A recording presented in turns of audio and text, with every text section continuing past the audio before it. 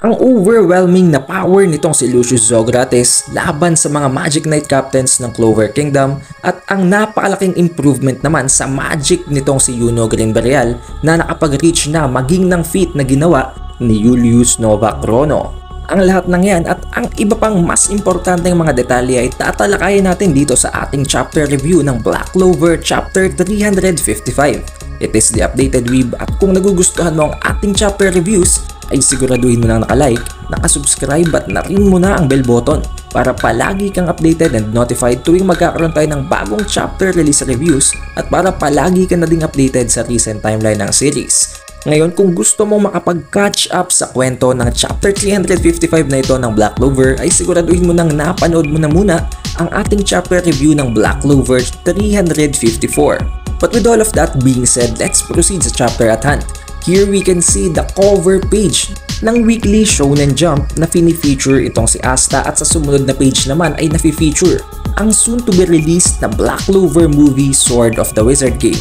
Previously ay nakadestined sana ito na may release by 31st of March. Subalit for some reason ay nagkaroon ng delay sa pag-release nito until 16th of June 2023, which is not actually that big of a deal dahil hindi naman ganun kalayo ang magiging discrepancy ng release dates at kahit pa paano ay mapapanood pa rin naman natin ang pag-release ng Black Clover movie na yon. On the very first page, we get to see itong si Morgan Faust na isang angel na nga at isa pang paladin at that. Habang tinitingnan ang napakaraming mga Magic Knight Captains ng Clover Kingdom na tinutulungan at inaalalayan ngayon si Captain Jack na isang donut na. Alalang-alala ngayon itong si Captain Yami dito kay Captain Jack, subalit na-realize na din niya right away na hindi naman magsusurvive si Jack kahit na ano ang kanilang gawin dahil butas na nga ang tiyan nito. Hindi naman sinayang nitong si William Vengeance ang pagkakataon at agad siyang nag-counter attack papunta dito kay Lucius Zografes. Makita naman natin na habang sinusugod niya itong si Lucius Zografes ay sinasabi ni William Vengeance na kailangan daw niyang mapigilan itong si Lucius dahil utang niya ang lahat kay Julius Novachrono. At hindi niya matutulungan itong si Julius Novachrono not unless matalo nila ang superior or ang dominant na self nito na si Lucius Zografes. Hindi naman natin alam kung maaari bang mag-manifest pa itong si Julius Novachrono ngayong sinupress na nga siya nitong si Lucius. At hindi din natin alam kung pwede ba nilang talunin or patayin si Lucius Zografes nang hindi namamatay si Julius. Gamit ang Yggdrasil magic nitong si William Vengeance ay inatake niya itong si Lucius Zografes. Subalit sa pamamagitan lamang ng isang simpleng defense mechanism ng time magic nitong si Lucius Zografes ay napigilan niya with ease ang ataking ginawa ni William Vengeance habang sinasabing hindi daw siya ang nararapat na makalaban nitong si Lucius. Ginamit ni Lucius ang isang napakasimpleng atake na ginawa na din itong si Julius Novachrono but to a higher degree as if gumagamit siya ng isang napakalaking Rasengan na tumama dito ngayon kay William Vengeance. Within contact ay makita natin na para bang nagdi-disintegrate agad ang braso ni William Vengeance. This will prove to be fatal and maaring maputol na ang braso agad dito ni William Vengeance sa isang simpleng atake lamang mula kay Lucius. Nang dahil dito ay nag-alala ng sobra itong si Charlotte dahil nga sa tinamong atake ni William habang sinasabi naman ni Lucius Zografes na you people do not have the power to defy me. As if hindi niya dinideem as worthy opponents maging ang mga Magic Knight Captains ng Clover Kingdom. Dahil alam naman natin kung sino lamang ang pakay na patayin at talunin itong si Lucius Zografes dito sa Clover Kingdom. Walang iba kung hindi si Yuno Green-Bereal. Nang dahil dito ay sinabi na rin itong si Lucius Zografes na now, it's time for the final judgment.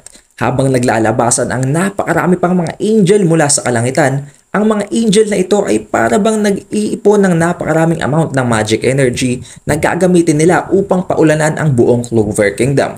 Dahil dito ay kinabahan na ang lahat ng mga miyembro ng Magic Knights na kahit na orderan pa sila ng kanilang mga higher-ups na gawin ang lahat ng kanilang makakaya at i-focus ang lahat ng kanilang magic on the defense, ay na-realize nila na it wouldn't even matter dahil kahit na anong gawin nila ay hindi nila mapipigilan ang napaka-massive na energy race na ilo-launch ng mga angels na ito na nasa kalangitan. By the time na sabihin ni Lucius Zografes ang perish, Agad na nag-launch ang lahat ng mga angel na ito ng napakaraming rays of light na hindi natin actually mabilang sa sobrang dami, as if nagkaroon ng artillery strike mula sa langit na dahil sa ataking ginawa ng mga angels. Makita din natin na halos maabalutan nito ang buong Clover Kingdom na para bang isang ulan ito ng napakaraming atake ng magic. By the time that all hope has been lost at para bang tinanggap na lamang ng lahat ng tao sa Clover Kingdom ang kanilang pagtatapos or ang kanilang kamatayan kasama ng pagkawasak ng buong Clover Kingdom, ay biglang may nag-appear na para bang mga stars sa kalangitan. And surely you guys know what that means kung patuloy kayong nanunood sa ating chapter reviews. Walang ibang nilalang sa Clover Kingdom na gumagamit ng star magic kung hindi si Yuno Greenberrial.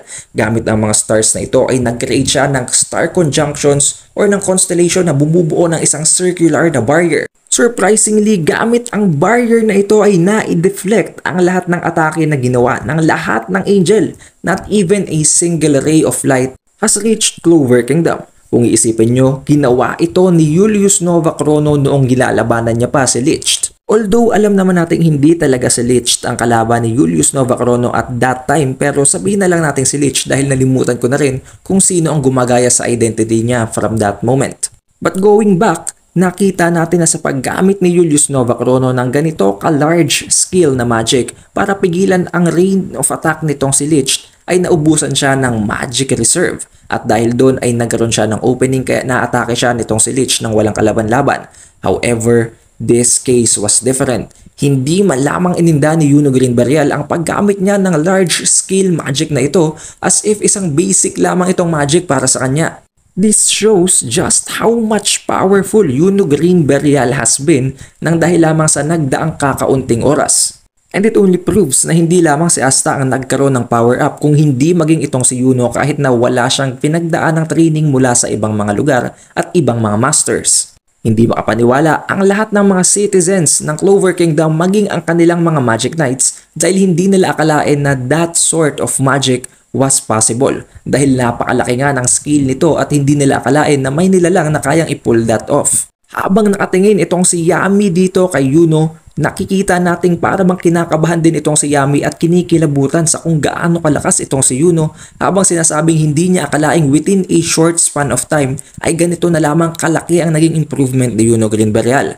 Ganun na rin ang kanyang sariling Magic Knight Captain na si William Vengeance. Habang unti-unti niyang nilalampasan itong si William Vengeance para tulungan siya dahil inatake nga si William nitong si Lucio Zogrates, naisip dito nitong si William Vengeance na at this point on ay na-reach na siya nitong si Yuno and na-transcend pa siya nito. As if si Yuno Greenberrial ay ang mas worthy na ngayon na Magic Knight Captain ng Golden Dawn at hindi na siya. Dahil dito ay kinonclude niya at in-state niya na si Yuno Greenberrial na ang bagong captain ng Golden Dawn. But you know, it is very insignificant naman kahit maging Magic Knight Captain pa ng Golden Dawn ngayon itong si Yuno Greenberrial kung tatalunin at i-annihilate lang din sila ngayon dito nitong si Lucius Zogrates. Kaya kailangan nilang manalo laban dito kay Lucius on this Judgment Day. Habang kinaharap ni Yuno Greenberrial itong si Lucius Zogrates ay nagkaroon ng napakaraming flashback sa kanyang memorya. Naisip niya ang ginawang pagpatay nitong si Lucius Zogrates kay Asta na inaakala nilang patay na, ang ginawa niyang pag-transform kay Sister Lily into a paladin at ang pag-iyak ng mga tao sa loob ng church na kanyang pinanggalingan nang dahil na nga sa nangyari kay Sister Lily at kay Asta. Nang dahil dito ay nasabi niya kay Lucius Zogrates na I will never forgive you. At sinisigurado daw niya na tatalunin niya itong si Lucius Zogrates. Pero sinabi din niya na hindi niya tatalunin or papatayin si Lucius nang dahil sa hindi niya ito mapapatawad. As if gusto niyang sabihin na hindi niya tatalunin si Lucius para lamang sa vengeance or sa revenge. Sinabi niya na tatalunin niya si Lucius dahil siya ang magiging susunod na Wizard King ng Clover Kingdom. Habang unti-unting ina-unwrap or ina-unravel ang balot or bandage na nasa kanyang kaliwang kamay. We don't know about this yet pero siguradong may natatagong kapangyarihan or something na magagamit niya kay Lucius Zogrates sa kaliwang kamay na ito dahil napakatagal na din niya itong binabalutan ng bandages without any explanation from the author. Could it be na dahil sa overflowing na magic at mana nitong si Yuno Greenberrial ay kailangan niya pang balutan ang kanyang kaliwang kamay na kung saan ay nanggagaling ang core or ang overflowing na mana para lamang makonceal ang kanyang presence? Now that's just a hunch pero we'll see about that sa susunod na chapter. dahil dito na nagtatapos ang chapter 355 habang sinasabi ni Lucius Zogrates na I knew it, you really are the one I need to crush. Or simply said, ang pinakadahilan kung bakit pumunta itong si Lucius Zogrates himself sa Clover Kingdom ay para talunin at patayin itong si Yuno Green Burial na isa nga sa mga iniisip niyang magiging malaking hindrance sa kanyang mga plano.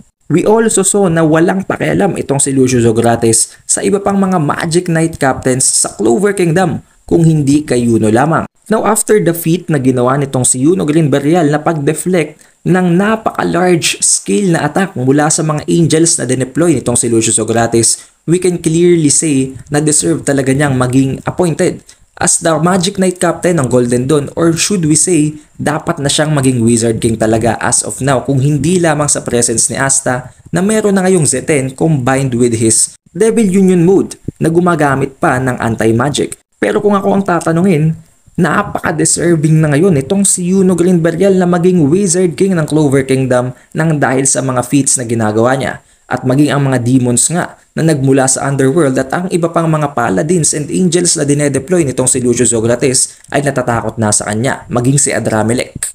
But anyways, that's all para sa ating chapter review ng Black Clover chapter 355, and surely sa chapter 356 ay mangyayari na talaga ang laban sa gitna ni Yuno at nitong si Lucius. Kaya be sure to be updated at palaging notified sa ating pag-release ng bagong Black Clover chapter reviews. Kaya siguraduhin mo nang nakasubscribe at na-ring mo na ang bell button para palagi kang updated and notified tuwing magkakaroon tayo ng bagong chapter release reviews at para palagi ka na ding updated sa recent timeline ng series na to, especially sa final arc na ito ng Black Clover. I hope you guys had a great time watching this video. It is the Updated Weeb and I'll see you on the next one.